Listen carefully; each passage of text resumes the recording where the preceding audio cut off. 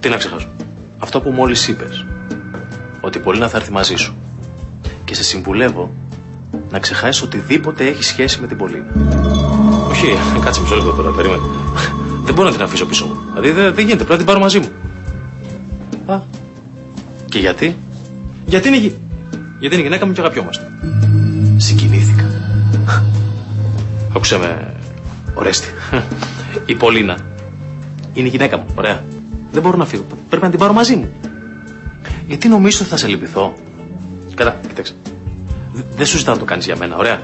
Σου ζητάω να το κάνεις για εκείνη. Άμα την αγαπάς, πρέπει να την αφήσεις να έρθει μαζί μου. Μήπως θέλετε να βαφτίσω για κανένα παιδί σας? Τώρα μην με ειρωνεύεις, εντάξει. Σου δίνω το λόγο μου ότι είναι πολύ ευτυχισμένη μαζί μου. Λοιπόν, τι λες, θα το ξανασκεφτείς? Λέω το εξής. Θα φύγεις από εδώ μέσα όπως ήρθες. Χωρίς τη γυναίκα μου και χωρίς τα λεφτά. Εντάξει και τα λεφτά, ωραία. Αν και τέλος πάντων. Η Πολίνα όμως είναι η γυναίκα μου. Όπως θέλεις. Την εναλλακτική την ξέρεις. Σηκώνω το τηλέφωνο και συλλαμβάνω. Όχι! Περίμενε.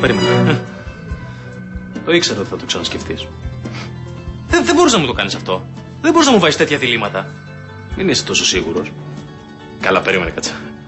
Θα έκανες τέτοιο πράγμα, σε μένα, στον ίδιο τον αδερφό, Μήπως θέλεις να μιλήσουμε για το τι μου έκανες εσύ? Εγώ όμως δεν ήξερα ότι ήσουν αδερφός μου. Εγώ το ξέρω. Γι' αυτό και σου δίνω την ευκαιρία να φύγεις. Λοιπόν, λέγε. Σπίτι ή φυλακή? Εντάξει. Έτσι όπως το βάζεις.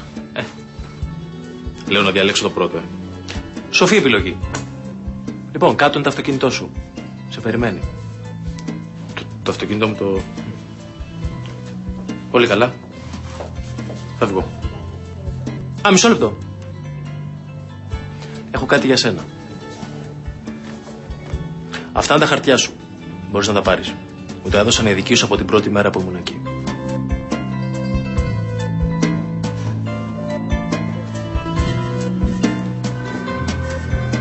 Μήπως έχεις και εσύ κάτι για μένα?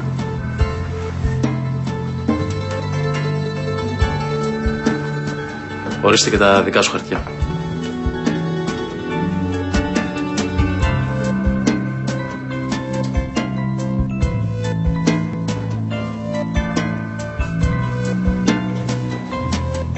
Λοιπόν,